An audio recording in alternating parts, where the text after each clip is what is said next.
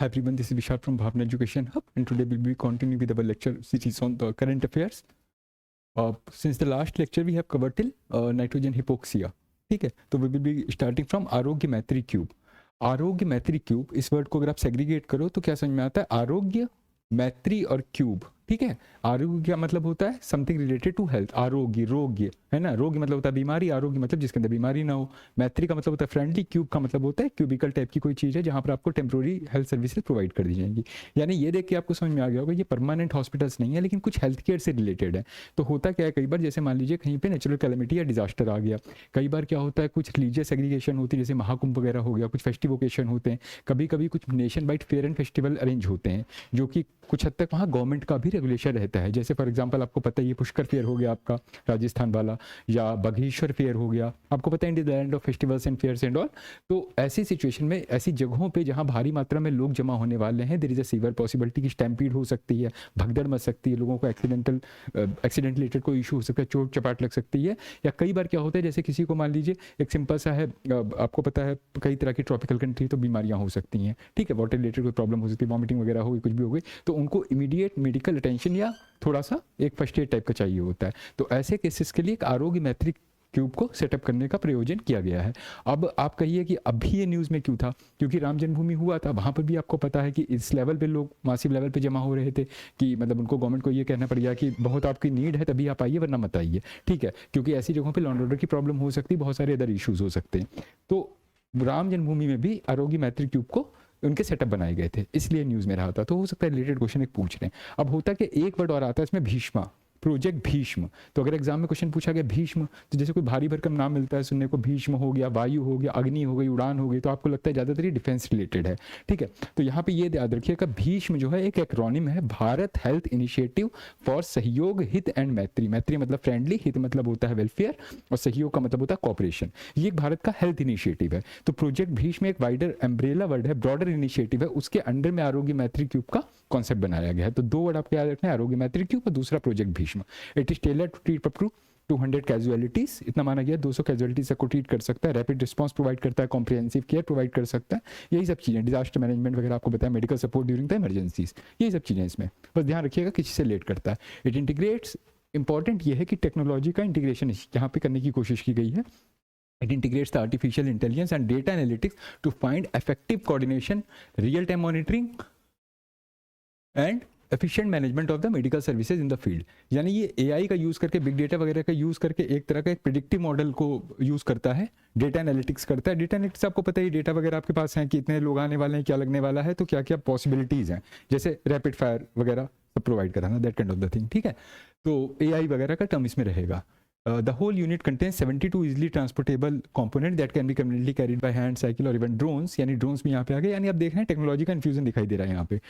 Within 12 minutes and all, they are robust, waterproof, light, designed for various configuration, making them ideal for the diverse emergency scenarios. बस यही सब चीज़ें इसमें. ठीक है, ऐसे कुछ बहुत ज़्यादा वो नहीं है, जो मोटा मोटा था आपको बता ही दिया. ये हेडिंग नहीं है, ये बेसिकली एक फैक्चुअल इन्फॉर्मेशन है, बस थोड़ा ध्यान रखना है क्योंकि आपको पता ही है फ्रेंच प्रेसिडेंट इस बार के रिपब्लिक डे जो सेरेमोनियल मतलब मीट हुई थी, परेड वगैरह हुई थी, तो वहाँ पे चीफ गेस्ट या चीफ डिग्नेटरी के रूप में इन्वाइट किए गए थे. ठीक है, तो ऑब्वियस ही बात है इस पूरे साल आपको बार बार फ्रांस से रिलेटेड रिलेशन में भी कुछ सुनने को मिलेगा. जैसे अभी बजट आया है, उसमें आपको पता है इस बार का जो मिनिस्ट्री ऑफ डिफेंस है उसको सबसे ज़्यादा बजटरी एलोकेशन मिला है. ठीक है, और किसको सबसे कम मिला है वो कमेंट सेक्शन में ड्रॉप कीजिए. अभी बजट उस दिन पढ़ाया था. ठीक है, तो वही मिनिस्ट्रियल एलोकेशन टॉप और लास्ट दो आपको पता होने चाहिए. तो अब आपको सुनने में आ सकता है कि इस साल हमारी इंडिया और फ्रांस की कोई डिफेंस डील हुई है. There is a severe possibility, क्योंकि इन्होंने बजटरी एलोकेशन कर दिया है. और जब भी आप रिपब्लिक डे सेलिब्रेशन या किसी ऐसी ओकेशन पे किसी फ्रेंच मतलब किसी भी कंट्री के हेड ऑफ स्टेट या हेड ऑफ गवर्नमेंट को बुलाते हैं, तो उसका मेजर ऑब्जेक्टिव यही होता है कि आने वाले साल में हमारे उनके स्ट्रेटेजिक कॉपरेशन किस किस फील्ड में होंगे. ठीक है, इन्हीं सब चीज़ों के बारे में होता है. तो इंडिया फ्रांस से रिलेटेड कई चीज़ें की जाएंगी. तो उन्होंने एक इनिशिएटिव ये लिया है कि 2026 जो ईयर आने वाला है, it will be celebrated as the India France year of innovation. ठीक है, तो इंडिया फ्रांस का जॉइंट कोलैबोरेशन रहेगा, मतलब इंडिया और फ्रांस को लिया गया, साथ साथ में इनोवेशन की बात की गई है. इनोवेशन का मतलब आपको पता ही है. ठीक है, कि लाइक टेक्नोलॉजिकल फील्ड में हो सकती है इनोवेशन का, टेक्नोलॉजी से ही रिलेशन होता है. ठीक है, that is all about it. एक वर्ड और न्यूज़ में रहा था, गंगा रिवर डॉल्फिन. क्योंकि वहाँ पर कुछ अभी करंटली न्यूज़ में आया था, मतलब गैंगेटिक डॉल्फिन ऑलरेडी न्यूज़ में रहती है कि कभी इसको वर्ल्ड मतलब डॉल्फिन डे भी डिक्लेयर किया गया था 5 अक्टूबर को, अभी 1-2 साल हुआ है, ठीक है। उससे पहले आपको पता है 2009 में नेशनल एक्वाटिक एनिमल डिक्लेयर किया गया था। तो आपको डॉल्फिन्स के बारे में पता होना चाहिए, क्योंकि एनवायरमेंट एक्लॉजी का भी सेक्शन है और थोड़ा सा साइंस एंड टेक में भी आ जाता है। तो ये करंट अफेयर से क्योंकि हम डील कर रहे हैं, तो थोड़ा सा हमको सारे पर्सपेक्टिव देखने पड़ते हैं, चाहे डिफेंस से रिलेटेड कोई न्यूज़ हो, चाहे आपकी साइंस टेक से रिलेटेड न्यूज़ हो। हालांकि साइंस टेक के लिए हमने अलग से सेक्शन बना रखा है, scientific terminology news and all. लेकिन ये एनवायरमेंट इकोलॉजी का क्वेश्चन बनेगा, अगर बनेगा डिटेल में जाएंगे कि अगर डॉल्फिन जो है उसका दूसरा नाम क्या है, उसका कौन सा स्टेटस है, तो अगर उस टाइप का क्वेश्चन आया तो वो एनवायरमेंट इकोलॉजी में आएगा। लेकिन बात क्या होती है, करंट अफेयर का मतलब ही होता है हर सेक्शन से थोड़ा थोड़ा, जो कि न्यूज़ में रहा था। अब इसके बारे में थोड़ा जानिए कि गैंगेटिक जो, देखिए अगर गंगा रिवर डॉल्फिन है तो उसका मतलब है डॉल्फिन की और भी स्पीसीज पाई जाती होंगी, है ना, जिनका नाम रिवर्स के नाम पे रखा गया होगा कि इस रिवर में ये डॉल्फिन पाई जाती तो उसका नाम Ganga river dolphin. Indus side में पाई जाती तो इंडस डॉल्फिन, ठीक है, या इरावदी और कहीं पाई जाती है इंडिया में, अगर और किसी रिवर में पाई जाती तो उस रिवर से एसोसिएट कर देंगे डॉल्फिन का नाम। तो गैंगेटिक रिवर डॉल्फिन का एक दूसरा नाम भी होता है सुसु, ठीक है, क्योंकि वो जब अपना साउंड क्रिएट करती है, आपको पता है डॉल्फिन आर बेसिकली ब्लाइंड, ठीक है, ये अल्ट्रासोनिक वेव्स का यूज़ करती हैं कम्युनिकेट करने के लिए, ठीक है, इसीलिए इनको बहुत ह्यूमन फ्रेंडली भी कहा जाता है कई बार, कि आप जाइए सिटी जाइए, फुटबॉल वगैरह फेंकिए तो डांस करके दिखाएंगे आपको, फुटबॉल वगैरह नचाएंगे। Dolphin are very like friendly, जैसे शार्क हैं वो प्रेडेटर टाइप की होती हैं, अटैक कर देती हैं, लेकिन जो डॉल्फिन हैं दे आर वेरी फ्रेंडली, ठीक है, सबके लिए फ्रेंडली नहीं है, ह्यूमंस के लिए फ्रेंडली रहती हैं, तो इनका एक नाम सुसु भी है, पहली चीज़ ये। दूसरी बात क्या है, इनको टाइगर ऑफ द गैंगेस कहते हैं, ये चीज़ ध्यान रखिएगा, ठीक है। It was officially discovered somewhere in 1801। अच्छा, इसका मतलब क्या है कि 1801 में पहली बार डॉल्फिन पैदा हुई थी, ऐसा नहीं है, डिस्कवर्ड मतलब हमारा उससे इंटरफेस पहली बार हुआ, हमने जाना ऐसी कोई चीज़ पाई जाती, तो एक फैक्चुअल इन्फॉर्मेशन है, बहुत इंपॉर्टेंट नहीं है, बट इंपॉर्टेंट ये ज़्यादा है। They are historically distributed in major river systems like the Ganga Brahmaputra मेघना, गंगा ब्रह्मपुत्र मेघना, इसको कंबाइंड रिवर सिस्टम कहा जाता है। उसका रीजन क्या है, गंगा जैसे इधर से गैंगेटिक बेसिन से आती हैं, आपको पता ही है, पूरा यूपी बिहार वेस्ट बंगाल वगैरह कवर करते हुए, और जो ब्रह्मपुत्र है it originates in the Chemayungdung glacier of Tibet where it is also known as Tsangpo. Brahmaputra का जो तिब्बत या चाइनीज में नाम है, तिब्बत में स्पेसिफिकली उसको बोलते हैं सैंगपो, क्योंकि तिब्बत और चाइना बेसिकली पॉलिटिकली तो देयर द सेम यूनिट, लेकिन एथनिकली दे आर डिफरेंट, ठीक है। उसको तो वही है कि हम लोगों ने उसको अलाउ कर दिया था कि ठीक है तिब्बत को रिकॉग्नाइज करें, is intrinsic part of China, उनकी चाइना की वन चाइना पॉलिसी चलती है, उसमें कई ऐसे कंटेंशियस रीजन हैं, जैसे कि फॉर एग्जांपल ताइवान हो गया, लेट्स से तिब्बत हो गया, उस पर चाइना क्लेम करता है और पूरी दुनिया से एक्सपेक्ट रखता है कि हाँ इसको वन चाइना पॉलिसी के अंतर्गत हमारा हिस्सा ही मानिए। तो कई बार हम लोग उसको कंसेशन दे देते हैं, जैसे हमारा 1962 में वॉर हुआ था, तब से लेकर इंडिया का जो भी इंगेजमेंट हुआ है चाइना के साथ, उसमें बार बार यही कहा गया कि आप हमारे एक्साइज चिन्ह पे क्लेम छोड़ दीजिए, आप हमारे जो नॉर्थ ईस्ट में जो आपका अरुणाचल प्रदेश का रीजन है, जहाँ बार बार आप वाला इशू उठाते हो मैकमेहन लाइन वाला, आप कहते हो कि नहीं हमारा ये हिस्सा हमारा, वो आप यहाँ भी क्लेम छोड़ दिए तो हम तिब्बत को आपका पार्ट मान लेंगे। लेकिन चाइना इतना बदमाश है, उसने तिब्बत भी ले लिया, अब एक्साइज चिन्ह पे भी क्लेम नहीं छोड़ रहा है। नॉर्थ वेस्ट पे बार बार आपको पता ही है कौन सा इशू होता है, एक पासपोर्ट का इशू होता है ना, कौन सा वीज़ा का, स्टेपल्ड वीज़ा का इशू होता है। जब भी अगर आप अरुणाचल प्रदेश से कोई आदमी जैसे इंडिया के मेनलैंड से अगर चाइना ट्रैवल करेगा तो उसको नॉर्मल वीज़ा दिया जाएगा, लेकिन अगर अरुणाचल प्रदेश से ट्रैवल करेगा या मान लीजिए लद्दाख के एक्साइज रीजन से ट्रैवल करेगा तो उसको वो लोग स्टेपल्ड वीज़ा देते हैं। इसका मतलब वो ये कहते हैं कि these regions are the part of China, ठीक है। तो इसको लेकर फॉरेन पॉलिसी बार बार डिबेट हो जाती है। तो स्टेपल्ड वीज़ा का जो इशू है, ध्यान रखिएगा, हमारे और चाइना के बीच में विवाद का मुद्दा है बहुत बड़ा, तो चाइना ये इशू बार बार क्रिएट करता है क्योंकि ये चीज़ न्यूज़ में रही थी। तो अब हमने ब्रह्मपुत्र की बात कर रहे थे, तो ब्रह्मपुत्र जो है ओरिजिनली वैसे तो जोग्राफिकली वो तिब्बत से ओरिजिनेट करती है, लेकिन क्योंकि वो चाइना में एनेक्सेशन हो ही गया है तिब्बत का, उन्होंने टेक ओवर कर ही लिया। आपको पता ही होगा कि तिब्बत को पॉलिटिकली कैसे कंट्रोल किया जाता है। तिब्बत में एक रिलीजियस धर्मगुरु होता है जिसका नाम दलाई लामा होता है, ठीक है। Tibet is the like the head और द सीट, जैसे कि क्रिश्चियनिटी की सीट कहाँ पे, वेटिकन में है, रोम में, इटली में, ठीक है। उसी तरह से जो बुद्धिज्म है उसकी जो रिलीजियस सीट है वो आपके तिब्बत में बिलोंग करती है। अब भाई 55 से जो 62 का पीरियड था उसमें आपको पता ही क्या हुआ था कि जो चाइना था उसने ये डिक्लेयर किया कि जो तिब्बत का जो पॉलिटिकल हेड होगा, अभी तक क्या हो रहा था, रिलीजियस हेड ही पॉलिटिकल हेड था, लोगों की आस्था थी, मानता थी। दलाई लामा जो थे रिलीजियस हेड भी होते थे, पॉलिटिकल हेड भी होते थे। फिर चाइना ने यहाँ पे पॉलिटिकली इंटरवीन करना शुरू कर दिया, उसने कहा नहीं दलाई लामा की जो नॉमिनेशन है वो हम करेंगे, और दलाई लामा का जो रिक्रूटमेंट प्रोसेस होता है वो थोड़ा सा अलग होता है, उसमें रिलीजियस फैक्टर होते हैं। जैसे जब कोई दलाई लामा मरने वाले होंगे तो उनको आभास हो जाता है, ऐसी मान्यता है, और वो कहते हैं कि जो मेरा अगला जन्म होगा, ठीक है, उनको बड़ा अजीब तरीके से अपॉइंट किया जाता है, वो इस क्षेत्र में होगा। तो उनके जो बुद्धिस्ट मॉन्क होते हैं वहाँ उनको ढूंढते हुए पहुँचते हैं, फिर प्रीवियस दलाई लामा के कुछ जो ऑब्जेक्ट्स उस पीरियड में जितने भी बच्चे होते हैं उनके सामने रख दिए जाते हैं, ऐसा बताते हैं। फिर वो बच्चा अगर उन ऑब्जेक्ट्स को सही आइडेंटिफाई कर लेता है तो बताते हैं is a incarnation of the previous lama, उसको दलाई लामा डिक्लेयर कर दिया जाता है, मतलब बनने से पहले दलाई लामा घोषित करके जाते हैं। तो ये बड़ा अजीब सा एक प्रोसेस है, मतलब साइंटिफिकली आप इसको रैशनल नहीं कह सकते हो। तो चाइना पॉलिटिकली इंटरवीन करना चाह रहा था, उसने सिस्टम को तोड़ने की कोशिश की, उसने कहा हम लोग अपॉइंट करेंगे दलाई लामा वगैरह क्या होते हैं। इस बात से जितना बुद्धिस्ट समाज से नाराज हो गया, स्पेशली तिब्बत का, और फिर चाइना ने वहाँ अपनी आर्मी वार्मी भेजने की कोशिश की। It was a period of like 1955 and all. तो उसमें जो दलाई लामा थे, जो अभी के दलाई लामा है, उन्होंने नेहरू जी से मदद मांगी। नेहरू जी ने कहा चलो कोई बात नहीं, हम लोग तो भैया कोई हमारी शरण में आ जाता है तो हम उसको कहते हैं शरणार्थी हो हमारे, उसके लिए हमें किसी से लड़ना पड़े जूझना पड़े हम लोग झेल लेंगे। और ये वो पीरियड है 55 का जिस समय इंडिया और चाइना के बीच में स्ट्रेटेजिक रिलेशन थोड़े स्ट्रॉन्ग होते जा रहे थे। हम लोग बार बार हिंदी चीनी भाई भाई की बातें कर रहे थे। हिंदी चीनी मतलब हिंदू नहीं, हिंदी मतलब होता है इंडियन, जहाँ हिंदी स्पीकिंग बेल्ट जो है, मतलब इंडिया की ऑफिशियल लैंग्वेज आपको होता है इंग्लिश एंड हिंदी दोनों चलती हैं। नेशनल लैंग्वेज तो कोई है नहीं हमारी, ये ध्यान रखिएगा। इंडिया की कोई नेशनल लैंग्वेज नहीं मानते हैं, मतलब बोल देते हैं कुछ लोग हिंदी या इंग्लिश है, डिबेट है उस पर, बट ऑफिशियल लैंग्वेज जो रिकॉग्नाइज्ड दो हैं, इंग्लिश एंड हिंदी, ठीक है। शेड्यूल लैंग्वेज आपको पता ही है कितनी है, 22 है 23 है, जितनी भी हैं आप उसको कमेंट सेक्शन में ड्रॉप कीजिए, शेड्यूल 8 में जो आती हैं, अपार्ट फ्रॉम दैट जो रीजनल लैंग्वेजेस हैं, डायलेक्ट्स हैं। तो दलाई लामा जो थे उन पे जब चाइना ने चढ़ाई शुरू की तो उसने नेहरू से हेल्प मांगी, तो नेहरू ने अलाउ कर दिया शरणार्थी को आ जाओ। तो दलाई लामा अपनी पूरी टीम मतलब 50-60,000 के लोगों के साथ में अराउंड यहाँ पर आ गए। उनको हिमाचल प्रदेश में जगह पड़ती धर्मशाला, वहाँ पे नेहरू जी ने टिका दिया।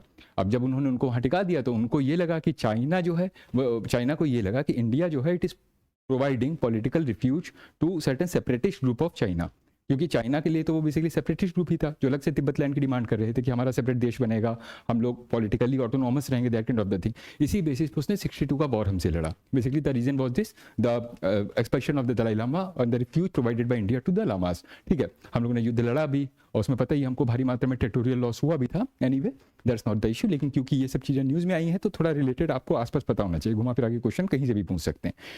तो ब्रह्मपुत्र आज की डेट में किसके कंट्रोल में आएगी, इंडिया के, तिब्बत के कि चाइना के? चाइना के कंट्रोल में आएगी। तो चाइना क्या करता है, हमको बार बार धमकी देता है कि जो ब्रह्मपुत्र की जो अप स्ट्रीम है, मतलब जहाँ से ओरिजिनेट होती है चिमयुंग ग्लेशियर से, क्योंकि वो आपके तिब्बत लैंड में पड़ती है। आपको पता है 3 ऐसी मेजर रिवर्स हैं जो नॉर्थ इंडिया को प्रॉपर ड्रेनेज प्रोवाइड करती हैं। जैसे आपकी इंडस हो गई, इंडस रिवर सिस्टम को देती है, उसी का एक पार्ट सतलज है, और फिर एक आपकी होगी ब्रह्मपुत्र। इन तीनों का ओरिजिनेशन जो है आसपास होता है, राकास लेक, मानसरोवर लेक और चिमयुंगडुंग ग्लेशियर। ये तीनों एक सीमित क्षेत्र में सीमित है, मतलब ऐसे करके राकास लेक, मानसरोवर लेक और यहाँ चिमयुंगडुंग ग्लेशियर है। तो इधर से इंडस निकल गई, इधर सतलज निकल गई, इधर से ब्रह्मपुत्र निकल गई। तो इंडस है ये चांगला पास से जम्मू कश्मीर में एंटर करके इंडिया आ जाती है।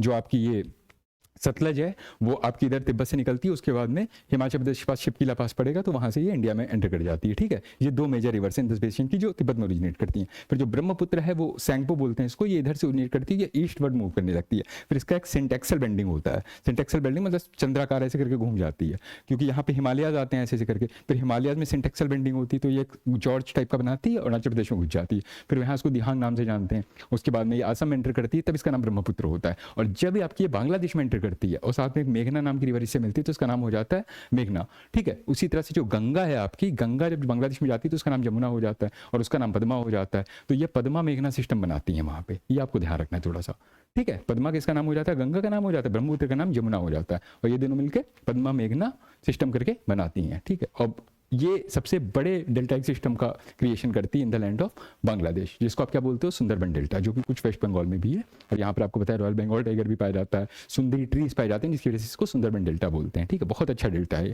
Highly fertile and a very good economic ecosystem. Anyway तो आपको इतना समझ में आ गया। तो आपको ध्यान रखना है कि जो गंगा ब्रह्मपुत्र का बेसिन है मेघना का, मतलब जो बांग्लादेश वेस्ट बंगाल रीजन है, यहाँ पर भी गंगेटिक डॉल्फिन पाई जाती है। इसके अलावा जो गंगा का बेसिन है, मतलब जो यूपी से निकलता है आपका, वेस्ट बंगाल जाता है, बिहार जाता है, इसमें भी गंगेटिक रिवर पाई जाती है। अपार्ट फ्रॉम दैट कर्णफूली संगुई, ये आपकी नेपाल साइड से रिवर आती है, फिर नॉर्थ ईस्ट को ड्रेन करती है, ठीक है, इसमें भी पाया जाता है। इसके अलावा नेपाल और बांग्लादेश और इंडिया, इन 3 कंट्रीज में गंगेटिक डॉल्फिन पाई जाती है। तो अब आपको इसका पता चल गया कि गंगेटिक डॉल्फिन कहाँ कहाँ पाई जाएगी, रीजनल डिस्ट्रीब्यूशन एंड ऑल, ठीक है। इसके अलावा the species have also been recorded from the other tributaries of Ganga like the Ghagra, Kosi, Gandak, Chambal, Roopnarayan and Yamuna, ठीक है। तो आप इसमें थोड़ी गंगा के ट्रिब्यूटरीज पे एक बार नजर मार लीजिएगा। Anyway it can only live और survive in the fresh water. ये चीज़ बहुत इंपॉर्टेंट है कि अगर एग्जाम में एक ऑप्शन पूछ रहा है Gangetic can also survive in the marine ecosystem और समथिंग लाइक दैट, तो गलत हो जाएगा, फ्रेश वाटर में ही सर्वाइव करती है। They are essentially blind as you all know, dolphins are essentially blind in nature, ultrasonic sound को करती हैं, यही सब चीज़ें जो मैंने बता रखा है आपको। Females are larger than males, ये फैक्ट आपको याद रखना है, क्योंकि इन्होंने बार हाथियों पर यही क्वेश्चन एक पूछ लिया था।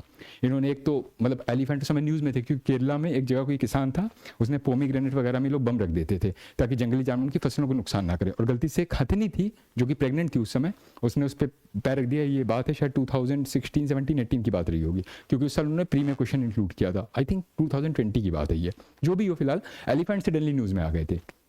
तो पूरे देश में कैंपेन चली कि नहीं फार्मर्स वगैरह को थोड़ी जागरूकता देनी चाहिए कि जानवरों का, क्योंकि हाथी जो है वो दक्षिण भारत में बहुत पूजनीय है। ठीक है, आपको पता है एलिफेंट सेंसस वगैरह देख लीजिएगा कहाँ पे कितने, क्योंकि उन्होंने जो क्वेश्चन पूछा तो उसमें सेंसस का भी डेटा पूछ लिया था एलिफेंट सेंसस का, कि लार्जेस्ट नंबर ऑफ एलिफेंट कहाँ पाए जाते हैं, केरल, कर्नाटका, तमिलनाडु या लेट्स से आंध्र प्रदेश। ठीक है, तो आपको पता होना चाहिए कहाँ पे पाए जाते हैं, टाइगर सबसे ज़्यादा कहाँ पाए जाते हैं, ये सब थोड़ा सा टाइगर सेंसस, एलिफेंट सेंसस, दो मेजर सेंसस होते हैं, इनके बारे में थोड़ी फैक्चुअल इन्फॉर्मेशन ले लीजिएगा। तो एलिफेंट क्योंकि न्यूज़ में थे उस साल, तो उन्होंने क्वेश्चन बड़ा मजेदार पूछा। एक तो सेंसस रिलेटेड ऑप्शन दे दिया कि एलिफेंट का सबसे ज़्यादा संख्या कहाँ, फिर उन्होंने एक क्वेश्चन ये पूछा कि एलिफेंट की जो जेस्टेशन पीरियड होता है वो एग्जैक्टली कितने मंथ का होता है, 22 मंथ का होता है, कितना होता है, मतलब 2.5 साल होता है, 3 साल होता है, 5 साल होता है, समथिंग लाइक दैट, कि 9 महीने होता है ह्यूमंस की तरह। जेस्टेशन पीरियड पे क्वेश्चन था। तीसरा ऑप्शन और मजेदार था इनका कि जो मतलब इनका जो हाथियों का झुंड होता है उसकी जो प्रमुख होती है वो कौन होता है, मेल होता है, फीमेल होती है। तीसरा क्वेश्चन ये था। तो क्योंकि एलिफेंट एक मर गया था, हाथी नहीं मर गई थी, उसकी वजह से पूरा उन्होंने क्वेश्चन फ्रेम कर दिया था। तो अगर गैंगेटिक डॉल्फिन न्यूज़ में रही है तो आप सोच सकते हैं किस लेवल के क्वेश्चन निकाले जा सकते हैं। तो छोटे छोटे फैक्ट्स होते हैं, इनको मिस मत कीजिए कि females are larger than males, यानी फीमेल डॉल्फिन होती है उसका जो साइज होता है मेल की अपेक्षा बड़ा होता है, and it give birth once every 2 और 3 ईयर्स। आपको पता ही है, बाकी मैमल होते हैं, है ना, काफ़ी से यूज़ हुआ है। अंडे नहीं देती हैं, अगर कोई स्पीसीज अंडे देती है तो उसको मैमल में कंसीडर नहीं करेंगे। ये कोई ऐसा मैमल है क्या कि जो अंडे देता है? अगर आपको पता है तो उसको कमेंट सेक्शन में ड्रॉप कीजिए, क्योंकि ऐसे भी मैमल हैं जो एग्स देते हैं। ठीक है, एनीवे एक जनरल क्राइटेरिया माना जाता है मैमल्स का कि they are warm blooded animals. ठीक है, वार्म ब्लडेड और कोल्ड ब्लडेड में तो अंतर आपको पता ही होगा। कोल्ड ब्लडेड जो होते हैं जो अपने एक्सटर्नल एनवायरनमेंट के हिसाब से उनकी बॉडी का टेम्परेचर रेगुलेट होता है, मतलब अगर बाहर ठंडी है तो उनका भी अंदर का ठंडा रहेगा, तो उसको ओवरकम करने के लिए वो लोग हाइबरनेशन मोड में चले जाते हैं। और वार्म ब्लडेड जो एनिमल होते हैं उनका क्या होता है, जैसे बाहर ठंडा है आप अपना छू के देखिए हाथ में तो आपका गर्म रहेगा, आपका जो ब्लड है वो नॉर्मल अपना मेंटेन, मतलब उसके एक्सटर्नल एनवायरनमेंट के अकॉर्डिंग नहीं चलता है। ठीक है, तो हम लोग हाइबरनेट नहीं करते हैं, हम लोग अपनी गर्मी जनरेट कर लेते हैं, that kind of thing, body heat से जनरेट करते हैं, कपड़े पहन लेते हैं, दैट काइंड ऑफ थिंग, हम लोग हाइबरनेशन मोड में नहीं आते हैं। तो कोल्ड ब्लडेड वार्म ब्लडेड में अंतर बता रखिएगा। मैमल्स कौन से होते हैं, they are warm blooded animals. ठीक है, अब डॉल्फिन के बारे में कुछ और फैक्ट देख लीजिए कि IUCN, मैंने कहा था कोई भी स्पीसीज अगर न्यूज़ में आती है तो उसके बारे में फैक्चुअल इन्फॉर्मेशन थोड़ी IUCN रिलेटेड गैदर कर लीजिएगा। जैसे कि इसका IUCN status, international union for the conservation of nature, ये एक इंटरनेशनल बॉडी है। ठीक है, जो कि डिफरेंट फ्लोरा और फौना यानी कि जानवर और प्लांट स्पीसीज को एक रेड डेटा बुक उन्होंने कंपाइल कर रखी है, उसके अकॉर्डिंग ये लोग क्लासीफाई करते हैं। ठीक है, जैसे उसमें फॉर एग्जांपल ऐसे ऐसे करके ये सेक्शन बने होते हैं कि जो लीस्ट वनरेबल है, मतलब लीस्ट वनरेबल का मतलब होता है नियर थ्रेटेंड, उस पर कोई खतरा नहीं है तो उसको नियर थ्रेटेंड की क्राइटेरिया में डाल देते हैं। ठीक है, नियर थ्रेटेंड, इस पर कोई खतरा नहीं है, फिर वो डाल देते हैं आपका थ्रेटेंड है, फिर आपका वल्नरेबल है, फिर आपका एंडेंजर्ड है, फिर क्रिटिकली इंडेंजर्ड है, फिर एक्सटिंक्ट इन वाइल्ड होता है, और जो सीवियर होता है वो एक्सटिंक्ट होता है। एक्सटिंक्ट मतलब बिल्कुल विलुप्त हो चुका है, और एक्सटिंक्ट से पहले आता है एक्सटिंक्ट इन वाइल्ड, यानी बाहरी दुनिया में, मतलब जंगल में नेचुरली रूप से नहीं पाए जाते, लेकिन इनको कहीं कहीं प्रिजर्व करके रखा गया, मतलब किसी नेशनल पार्क में या जू में इनको प्रिजर्व करके रखा गया। इनकी संख्या बहुत लिमिट हो गई, किसी भी समय ये एक्सटिंक्ट हो सकते हैं। एक्सटिंक्ट मतलब जैसे मैमूथ्स एक्सटिंक्ट हो चुके हैं, इंडिया से चीता एक्सटिंक्ट हो चुके थे। ठीक है, लेकिन अभी उनको ट्रांसलोकेट किया गया है नमीबिया से, साउथ अफ्रीका से। आपको पता ही है, हमने मेमोरेंडम MOU साइन कर रखा है कि हर साल 11-12 मतलब 12-13 के आसपास वो टाइगर हमको बेचते रहेंगे। उसमें से कई कब मर भी गए हैं। मध्य प्रदेश के किस नेशनल पार्क में उनको शिफ्ट किए गए, कॉमेंट सेक्शन में ड्रॉप कीजिए। ठीक है, तो एक्सटिंक्ट विल बाय ये सब होता है। तो अब इस रेड डेटा बुक में डॉल्फिन कहाँ पे आती हैं, तो डॉल्फिन आती हैं आपकी इंडेंजर्ड में, मतलब क्रिटिकल इंडेंजर्ड नहीं है लेकिन इंडेंजर्ड, खतरे में है, तो उनका थोड़ा कंजर्वेशन करना है। इन्हीं सब चीज़ों को ध्यान में रख के 2009 में गैंगेटिक डॉल्फिन को they were declared as a national aquatic animal. ये आपको बहुत इंपॉर्टेंट फैक्ट याद रखना है। मनमोहन सिंह उसमें PM हुआ करते थे और 2009 में नेशनल एक्वाटिक एनिमल डिक्लेयर हुआ था। फिर अभी के जो PM है, इन्होंने एक प्रोजेक्ट गैंगेटिक डॉल्फिन करके शुरू किया है ऑन 15 अगस्त 2023, यानी पिछले ही साल 15 अगस्त को जब स्पीच दिया था उन्होंने, 2023 में इसको क्या किया है, प्रोजेक्ट गैंगेटिक डॉल्फिन स्टार्ट कर दिया है। ये गैंगेटिक के कंजर्वेशन में काम आएगा। इसके साथ ही साथ 1-2 साल पहले 2021 की शायद बात है कि इन्होंने 5 अक्टूबर को national Ganga river dolphin day declare कर दिया था। यानी गंगेटिक डॉल्फिन से रिलेटेड 3 बहुत ही लेजिस्लेटिव क्वेश्चन इंपॉर्टेंट हो जाते हैं। एक ये कि वो आपका नेशनल एक्वाटिक एनिमल है जो कि 2009 में डिक्लेयर किया गया। दूसरा है कि 5 अक्टूबर हर साल नेशनल गंगा डॉल्फिन डे मनाया जाता है। पीसीएस में डे वाले इंपॉर्टेंट बहुत क्वेश्चन पूछे जाते हैं, इंपॉर्टेंट डेज एंड ऑल। उसके बाद क्या आता है आपका कि prime minister announce the project Gangetic. तो इस साल के लिए ये एग्जांपल बहुत इंपॉर्टेंट है। अब इससे रिलेटेड क्वेश्चन भी पूछे जा सकते हैं कि किन किन स्पीसीज के कंजर्वेशन के लिए ऑलरेडी गवर्नमेंट प्रोग्राम चला रही है, ठीक है। तो उसमें से जैसे कुछ होते हैं, प्रोजेक्ट क्रोकोडाइल चल रहा है, प्रोजेक्ट टाइगर आपको पता है पहला प्रोजेक्ट था जो किसी एक पर्टिकुलर स्पीसीज पे केंद्रित था, 1973 में शुरू किया गया था। उसमें टाइगर को इन्होंने टारगेट किया था, उसको एक फ्लैगशिप स्पीसीज डिक्लेयर कर दिया गया था। ये वल्नरेबल तो है, फ्लैगशिप मतलब कि उसको सिंबल या लोगो के रूप में यूज किया जाएगा बाकी स्पीसीज के बारे में जागरूकता फैलाने के लिए। जागरूकता फैलाने के चक्कर में कई बार बहुत कुछ हो जाता है। जैसे आपको पता है सर्वाइकल कैंसर, ठीक है। मैं उस दिन डिजीजेस की हम लोग बात कर रहे थे तो वहां पे आता है types of cancer and all, ठीक है। हालांकि डिटेलिंग में जब साइंस तक चलेंगे सब कुछ बताएंगे, लेकिन करंट अफेयर से रिलेटेड है तो फैक्चुअल इन्फॉर्मेशन पे थोड़ा सा ध्यान रखिए। कोई टर्म अचानक से न्यूज में आ जाएगा, उससे रिलेटेड साइंस से हो कहीं से भी हो घुमा के क्वेश्चन पूछ लेगा। तो सर्वाइकल कैंसर होता है, एक ब्रेस्ट कैंसर होता है। तो उसमें आपको बताना है मुझे कि लड़कियों में सबसे ज्यादा कौन सा कैंसर पाया जाता है। What is the major or the leading cause of death among the Indian women in terms of cancer? कैंसरिटी में कैंसर आपको पता ही है, ठीक है। Unregulated growth of cells in your body. जब आपको पता है सेल्स जो होते हैं आपके वो डिवाइड होते रहते हैं आपस में, उसी से आपके बॉडी टिश्यूज फॉर्म होते हैं, ऑर्गन्स फॉर्म होते हैं, ऑर्गेनिज्म आपकी बॉडी स्ट्रक्चर बनता है। तो सेल्स और लाइक द माइक्रो यूनिट्स, बहुत स्मॉल यूनिट्स होती हैं आपकी बॉडी में, उनमें डिवीजन होता रहता है। और जब डिवीजन नहीं होता है तब भी बीमारियां होती हैं। अगर एक्सेस डिवीजन होने लगे, ज़्यादा बनने लगे, तो या तो वो ट्यूमर बन जाएगा या फिर वो कैंसर का रूप ले सकता है। इसमें ब्लड कैंसर होता है, आपको पता है, बोन मैरो कैंसर होता है, 50 तरह के कैंसर होते हैं बॉडी में, ब्रेन कैंसर भी होता है, बहुत सारी चीज़ होती है। तो एक सर्वाइकल कैंसर होता है।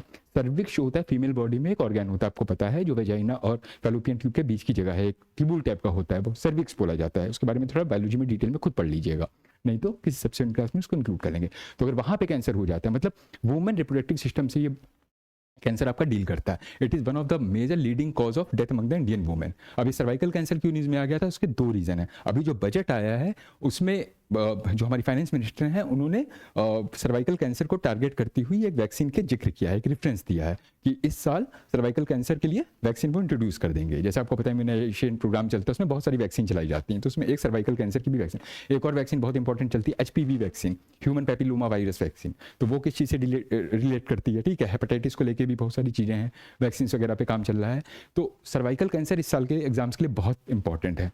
किसको अफेक्ट करता है, मेल या फीमेल में से, कि leading cause of death breast cancer है या सर्वाइकल कैंसर है, एक्जैक्टली इंफॉर्मेशन गैदर कर लीजिएगा। ऑप्शन में क्वेश्चन पूछा जा सकता है, यूपीएससी में भी बहुत इंपॉर्टेंट है। अब इसलिए भी न्यूज़ में आगे बजट वाला तो था ही। अभी एक सेलिब्रिटी है पूनम पांडे, उन्होंने कल डिक्लेयर कर दिया अचानक से, मुझे सर्विकल, मतलब उनके ऑफिशियल अकाउंट से हो गया कि सर्वाइकल कैंसर की वजह से 32 ईयर्स की एज में उनकी डेथ हो गई है। फिर आज क्लैरिटी आई कि नहीं, वो सेंसेशन क्रिएट करना चाहती थी, अवेयरनेस करना चाहती थी, तो उनका वर्कआउट शुरू हो गया। एनीवे, दिस पर्टिकुलर टर्म आपके लिए पूनम पांडे इंपॉर्टेंट नहीं है, आपके लिए इंपॉर्टेंट कौन है, सर्वाइकल कैंसर। और उससे रिलेटेड जितनी भी बायोलॉजिकल इंफॉर्मेशन है आपको पता होनी चाहिए, और वैक्सीनेशन वगैरह जो बजट में मेंशन हुआ है उसके बारे में, ठीक है। तो ये सब रिलेटेड चीजें हैं। We were talking about the Project Tiger. तो प्रोजेक्ट टाइगर 1973 में शुरू होने वाली इंडियन गवर्नमेंट की पहली फ्लैगशिप ऐसी स्कीम थी जो किसी पर्टिकुलर स्पीसीज के कंजर्वेशन को टारगेट करती थी। इसी के अनुरूप चलते हुए, इसी की देखा देखी, इसी का कंटिन्यूएशन था 1992 में शुरू किया जाने वाला प्रोजेक्ट एलिफेंट, ठीक है। ये 1992 में आया था। ये क्वेश्चन प्री में कई बार पूछे गए, स्टेट में, वन डे में तो बहुत पूछे जाते हैं, यूपीएससी में भी हो सकता है वन लाइन में पूछ लें, हल्के में मत लीजिएगा इसको, ठीक है। फिर एक प्रोजेक्ट क्रोकोडाइल भी शुरू हुआ, वो भी कंजर्वेशन ऑफ स्पीसीज की बात करता था, और ऐसे कई और प्रोजेक्ट भी शुरू हुए थे। आपको एक चीज और याद रखनी है कि इंडिया का जो नेशनल एनिमल होता है, ठीक है, पैंथेरा टिग्रिस से अभी पता है आपको, जो टाइगर है, जिसको 1973 में बचाने के लिए उन्होंने कैंपेन शुरू की, प्रोजेक्ट टाइगर शुरू किया। उससे पहले कौन सा होता था, एशियाटिक लायन होता था, पर चेक कर लीजिएगा, ठीक है। हमने अपना नेशनल एनिमल भी थोड़ा सा चेंज कर दिया था, इसीलिए कंजर्वेशन एफर्ट के लिए। तो अब डॉल्फिन का नाम भी इस लिस्ट में जुड़ चुका है कि प्रोजेक्ट गैंगेटिक डॉल्फिन। इन्होंने सिर्फ गैंगेटिक डॉल्फिन है, याद रखिएगा, एक इंडस डॉल्फिन भी इंडिया में पाई जाती है। तो we are targeting only the susu, ठीक है। वो जो होती है वो भूलन होती है। आगे चलते हैं, ठीक है। इसके बारे में थोड़े से फैक्ट हैं। They can live in the fresh water, they prefer the deep water, they are blind, they hunt by using the ultrasonic sound. ये क्लियर नहीं है फोटोग्राफ, क्योंकि कुछ पिक्सल वगैरह फट गए हैं, तो you can search on it. इसके थ्रेट्स क्या क्या है, हैबिटेट डिस्ट्रक्शन इसका हो रहा है। अब ये रिवराइन सिस्टम में पाई जाती है। अब वहाँ अगर मैरिन, मतलब रिवराइन पॉल्यूशन वगैरह बढ़ जाता है, क्योंकि ये फ्रेश वाटर डॉल्फिन है ना, साफ पानी में रहने वाली है। अगर रिवर में पॉल्यूशन बढ़ेगा तो इसके लिए थ्रेटनिंग है वो। और साथ ही साथ में एक चीज़ और आपको याद रखनी है, एक कॉन्सेप्ट चल रहा है रिवर इंटरलिंकिंग प्रोजेक्ट, ठीक है, काफ़ी टाइम से चल रहा है। वैसे तो ब्रिटिश टाइम का प्रपोजल है, फिर वाजपेयी जी के टाइम पे 99 के आसपास इस पर काम शुरू हुआ था, बीच में रोक दिया गया था because of the environmental concerns, लेकिन अभी रिसेंटली फिर से इसको एम्फेसाइज किया जा रहा है।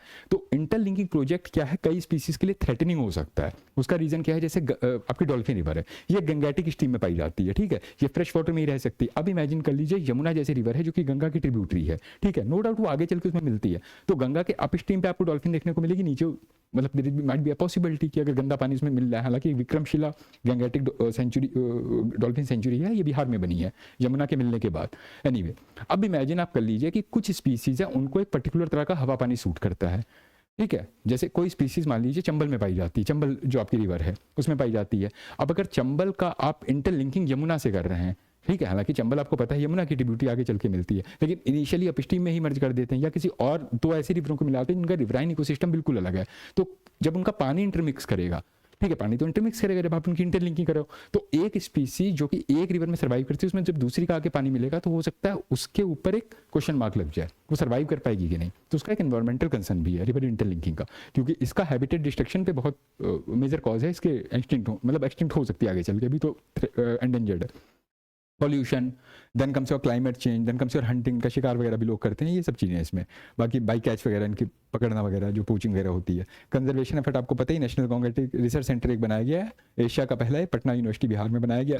2 डॉल्फिनिक सेंचुरी हैं, एक है आपकी विक्रमशिला सेंचुरी जो कि बिहार में है, और एक प्रपोज्ड है हस्तिनापुर सेंचुरी यूपी में, ठीक है। ये प्रपोज्ड अभी बनी नहीं, लेकिन याद रखिए एग्जाम में क्वेश्चन आ जाए कि एक हस्तिनापुर सेंचुरी है वो किस स्पीसीज को लेकर टारगेट करके प्रपोज की जा रही, तो गंगैटिक डॉल्फिन से रिलेट करती है। IUCN में ये एंडेंजर्ड है, साइट्स में अपेंडिक्स 1 में आती है। वाइल्ड लाइफ प्रोटेक्शन एक्ट 1972 में इसको शेड्यूल 1 में रखा गया। ये सब चीज़ें पहले ही देख चुके हैं कि जो आपका वाइल्ड लाइफ प्रोटेक्शन एक्ट 1972 में बना था, जिसके अंतर्गत 1973 में प्रोजेक्ट टाइगर शुरू हुआ, उसमें 5 शेड्यूल बनाए गए थे, ठीक है, कि जो स्पीसीज को सबसे इमीडिएट थ्रेट होता है उसको high level protection, SPG group की प्रोटेक्शन मिल रही हो, ठीक है, तो उसको आप शेड्यूल 1 में डाल देते हो, ना आप उसका शिकार कर सकते हो, ना कोई ऐसी एक्टिविटी कर सकते हो जिससे उस पर खतरा आ रहा हो, तो वो शेड्यूल 1 में है। फिर शेड्यूल 2 मतलब ठीक है, थोड़ा उनकी संख्या भी ज़्यादा है, मतलब उतने एक्सटेंशन का थ्रेट नहीं है इन पे, और उनके कंजर्वेशन को लेके भी इतना सीरियसनेस नहीं है। शेड्यूल 3 भी ऐसे ही है। फिर एक शेड्यूल आता है जिसमें एक वर्ड मिलेगा आपको, वर्मिन एनिमल्स, एक वर्ड मिलता है वर्मिन एनिमल्स। जब हम एनवायरमेंट इकोलॉजी को डिस्कस करेंगे तो वहाँ डिटेल में शेड्यूल वगैरह देख लेंगे, लेकिन ये वर्ड आ गए हैं तो थोड़ा ध्यान रखिएगा। वर्मिन एनिमल्स कौन से एनिमल्स होते हैं? ये वो एनिमल्स या स्पीसीज होते हैं जिनके होने की वजह से आप पर खतरा आ सकता है, या आपसे एसोसिएटेड कोई चीज़ है उस पर खतरा आ सकता है। जैसे ह्यूमंस के लिए एग्रीकल्चर बहुत क्रूशियल है, ठीक है, खेती बाड़ी के बिना ह्यूमंस नहीं सर्वाइव कर सकते। कब तक नॉन वेज शिकार करके आदमी खाएगा भाई? साथ में रोटी या चावल तो तब भी चाहिए ना, भले ही सब्जी में कहीं में आपका नॉन वेज हो, ठीक है। एग्रीकल्चर 10,000 साल पहले शुरू हुआ था, उससे पहले humans were surviving basically on the hunted and like gathering of the fruits and everything. Fruit वगैरह हम लोग खाते थे, और जो हंट करते थे एनिमल्स उसको कच्चा पका के जैसे भी खा पाते थे खा लेते थे। 10,000 ईयर्स पहले, 10,000 BC के आसपास, अभी से मत काउंट किया, 10,000 BC के आसपास एग्रीकल्चर को प्रैक्टिस करना प्रॉपर शुरू हो गया। इसकी वजह से सेटल्ड इकोनॉमी वगैरह शुरू हो गई थी, सेटल्ड कल्टीवेशन वगैरह आ गए थे, क्योंकि खेती एक जगह सीमित होती है, शिफ्टिंग कल्टीवेशन एक अलग चीज़ होती है, वो बाद में पढ़ेंगे ज्योग्राफी में। तो मैं आपको खेती बाड़ी क्यों बता रहा हूँ? इसलिए बता रहा हूँ आपको कि खेती को सबसे बड़ा खतरा होता है कि नील गाय नाम का एक एंटीलोप पाया जाता है। देयर इज एंटीलोप, एंटीलोप मतलब बेसिकली जैसे हिरण होते हैं, तो एंटीलोप की प्रजाति में आते हैं एंटीलोप, ठीक है। तो नील गाय बेसिकली राजस्थान, हरियाणा और वेस्टर्न यूपी और इस साइड में पाई जाती है।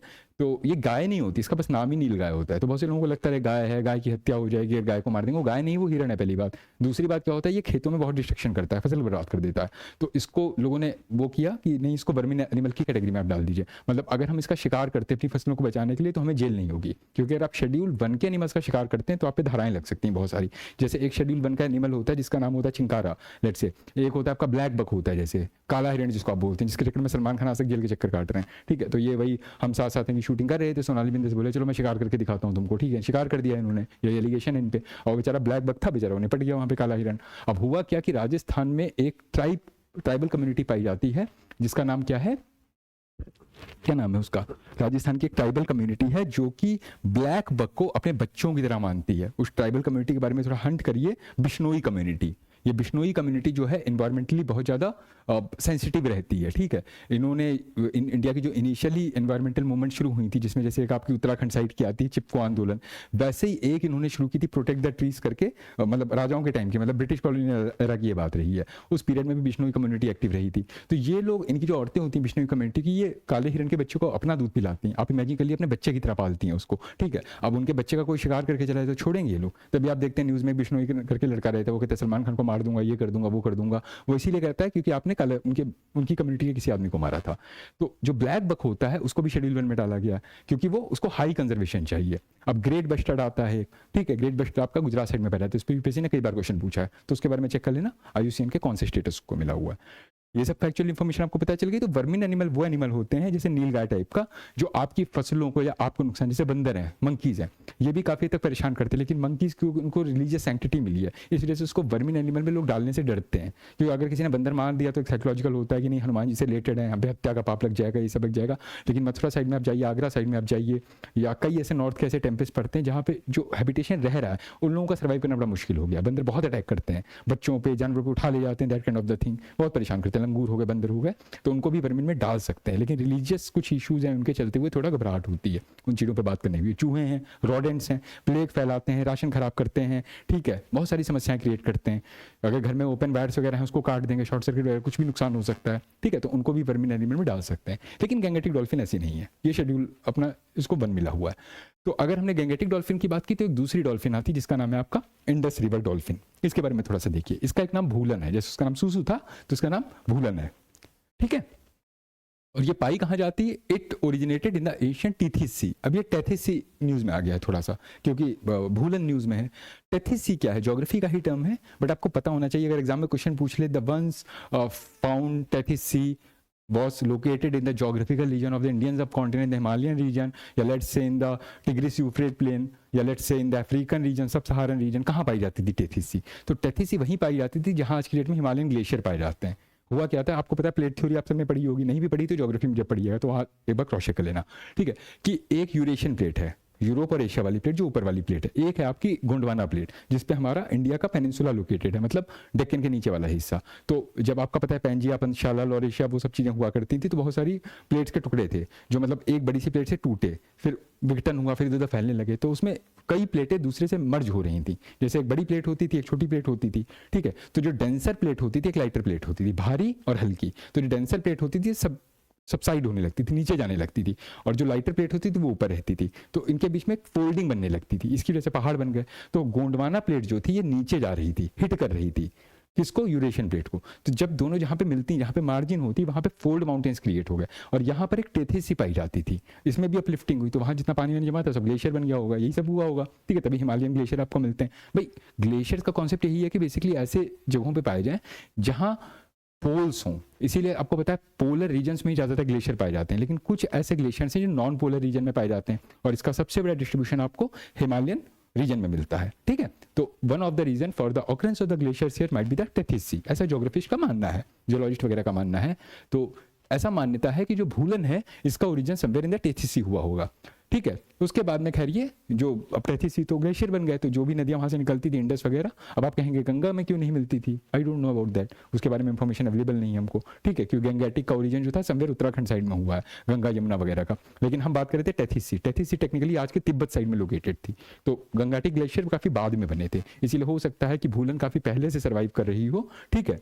आप ये भी भाई एक क्रोनोलॉजी चला सकते हैं ना, कि अगर आपसे पूछा जाए गंगेटिक डॉल्फिन और भूलन में यानी इंडस डॉल्फिन में पुरानी कौन है, तो आप कहेंगे कि जो इंडस रिवर डॉल्फिन है इसका ओरिजिनेशन लोग टेथिस सी का मानते हैं। और टेथिस सी जो थी वो जो आउटर हिमालय से शिवालिक रेंज है, या आज के जो हिमालयन ग्लेशियर्स इधर उत्तराखंड वाले बने, ये बाद में बने हैं फुल, पर जो अंदर के वो पहले बन गए थे, फिर धीरे धीरे लिफ्टिंग होती रही, शिवालिक वगैरह जो आउटर हिमालय में आते हैं। तो क्योंकि जो गंगेटिक डॉल्फिन है ये बाहर वाले हिमालय से डील करती, तो ये कंपेरेटिवली बाद में आई होगी, लेकिन ये पुरानी है, ठीक है।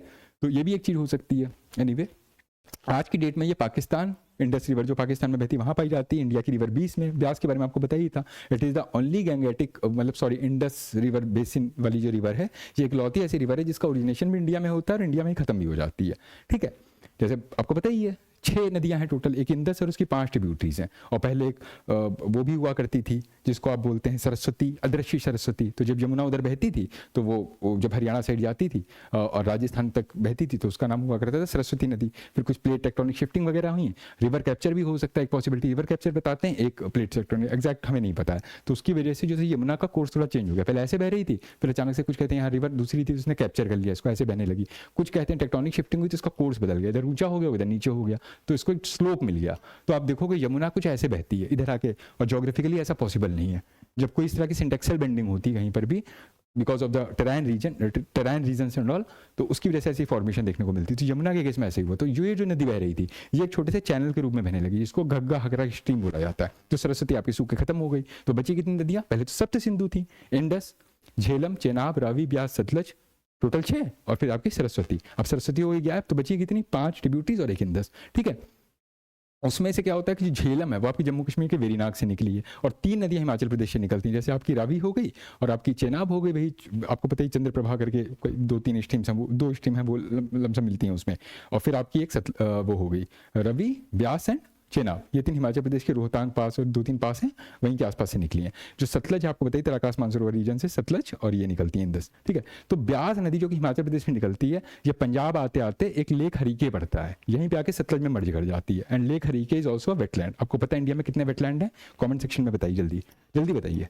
अभी करेंटली 75 वेटलैंड है, जिसमें सबसे ज़्यादा संख्या जो है उत्तर प्रदेश में है 10 wetlands are in UP, followed by I think Tamil Nadu 9। एक बार लिस्ट चेक कर लीजिएगा वेटलैंड्स की, ठीक है, क्योंकि अभी 2 फरवरी हुआ था, और 2 फरवरी 1971 को, हाँ 2 फरवरी 1971 को ईरान में एक शहर है रामसर नाम का, तो वहाँ एक रामसर कन्वेंशन हुई थी, ठीक है। तो उसमें ये डिसाइड किया गया कि पूरे वर्ल्ड में जितने भी इस टाइप के मैरीन इकोसिस्टम पाए जाते हैं, रिवराइन इकोसिस्टम पाए जाते हैं, जो बेसिकली लैंड और वाटर बॉडी का एक बीच का मतलब पैडी फील्ड, मतलब तालाब समझ लो मोटा मोटा, कोई भी लेक पॉन्ड टाइप की चीज़ है, ठीक है, जिसको मतलब थ्रेट है कि आगे चल के खत्म हो सकती है, हाईली इन्वायरमेंटली वल्नरेबल है, इन्वायरमेंटली बहुत ज़्यादा सेंसिटिव है, तो ऐसी जगहों को वेटलैंड के रूप में घोषित किया। वेट मतलब आर्द्र और लैंड मतलब भूमि, आर्द्र भूमि हिंदी में बोलते हैं। तो 2 फरवरी हर साल विश्व आर्द्र दिवस, आर्द्र भूमि दिवस के रूप में मनाया जाता है, यानी वर्ल्ड वेटलैंड डे। कब से मनाया जाता है? 1971 से। क्यों? क्योंकि 2 फरवरी को एक रामसर कन्वेंशन हुई थी, जहां पर डिसाइड किया गया था कि दुनिया में फैले हुए जितने भी इस टाइप के मार्शल लैंड्स हैं, ठीक है, उसको हम वेटलैंड के रूप में रिकॉग्नाइज करेंगे। तो इंडिया में टोटल 75 वेटलैंड पड़ते हैं, उनकी लिस्ट एक बार देख लीजिए, कभी कभी मैचिंग वगैरह में पूछ लेते हैं, या कोई रिसेंटली अगर वेटलैंड बना है तो यूपी पीसीएस में तो बहुत ही इंपॉर्टेंट क्वेश्चन है, मैचिंग पूछ लेते किस डिस्ट्रिक्ट में कौन सा वेटलैंड पड़ता है, that kind of the thing. तो हम 20 की बात कर रहे थे, तो ब्यास जो है या 20 रिवर जो है आपकी सतलज में मिलती है लेक हरीके पे, जो कि पंजाब में है, दैट इज ऑल्सो वेटलैंड। तो यहाँ पर भी ये पाई जाती है, ठीक है। उसका आपको पता ही पाकिस्तान में the number declined after the construction of the irrigation system and all, ये सब चीज़ें इसमें। तो that was all about the Indus वाला and all. They had adopted to the life in the muddy river. अब ये फैक्ट बहुत इंपॉर्टेंट है कि जो गंगैटिक डॉल्फिन है, इट सर्वाइव्स और sustains only in what kind of ecosystem? What kind of ecosystem? Fresh river water. लेकिन ये जो आपकी इंडस ये वाली पाई जाती है भूलन, ये आपके मडी वाटर्स में भी सर्वाइव कर ली जाती है। तो that fact is too important for that. They are also functionally blind, they are dependent on echolocation to navigate, फिर अल्ट्रासोनिक वेव्स का यूज करती हैं। फिर तीसरी आती है आपकी इरावदी डॉल्फिन, ठीक है। अब इरावदी डॉल्फिन की इंपॉर्टेंट है आपकी, क्योंकि पहली बात ये इंडिया में नहीं पाई जाती। नाम है इरावदी, तो ऑब्वियस सी बात है म्यांमार साइड में नदी पाई जाती है, आपको पता ही है। म्यांमार की 2-3 नदियों के नाम बताइए, जल्दी बताइए, ठीक है, जो म्यांमार और लाओस साइड से उधर से बॉर्डर बनाती हैं, या साउथ ईस्ट एशिया में बहती हैं, तो उसमें एक इरावदी आती है। तो जो डॉल्फिन इरावदी में पाई जाती है उसका नाम है इरावदी डॉल्फिन। क्या इरावदी डॉल्फिन की कोई स्पीसीज इंडिया में पाई जाती है, या महानदी साइड में पाई गई थी, उड़ीसा में पाई गई थी? कंफर्म करिए, चेक करिए, कमेंट सेक्शन में ड्रॉप करिए, ठीक है। It is found in the coastal areas in the south, in the south east Asia, in the 3 reverse. एक है आपकी इरावदी, एक है आपकी महाकाम, इंडोनेशिया बोर्नियो साइड में पाई जाती है, मतलब इंडोनेशिया का जो बोर्नियो आइलैंड है वहाँ पे पाई जाती है। आपको पता ही है इंडोनेशिया एक आर्किपेलागो है, जिसमें कई सारे आइलैंड्स मिलकर बनते हैं, जिसमें जावा है, सुमात्रा है, आपका बोर्नियो है, और भी कई सारे आइलैंड हैं, ठीक है। तो ये मिलकर कमांड रूप से इंडोनेशिया बनाते हैं। इंडोनेशिया के बारे में एक फैक्ट है कि वर्ल्ड का सबसे ज़्यादा जो मुस्लिम पॉपुलेशन है इंडोनेशिया में है, 2nd नंबर पर इंडिया में है, ठीक है, और बाकी 3rd 4th आपको पता ही पाकिस्तान एंड ऑल जो भी इस्लामिक कंट्रीज़ हैं। फिर उसके बाद एक मेकोंग, तो इन रिवर्स में इरावदी डॉल्फिन पाई जाती है, ठीक है। उसके बाद यही है कंबोडिया और लाओ PDR है, उसके बीच में 118 माइल का स्ट्रेच है, उसी में पाई जाती है, और just 92 individuals are estimated to still exist. ये सब इसके बारे में थोड़ी सी खास बात है। तो that was all about the dolphins and the environmental aspect of it. तो ये मैंने एक छोटा सा लेक्चर प्रिपेयर किया था just to cover a grasp of the environmental section of the current affairs regarding to the dolphin. इसके बाद हम लोग अपनी सेकंड स्लाइड में कंटिन्यू करेंगे with some more current affairs related terms that were in news since the past 5 or 6 months। Thank you so much.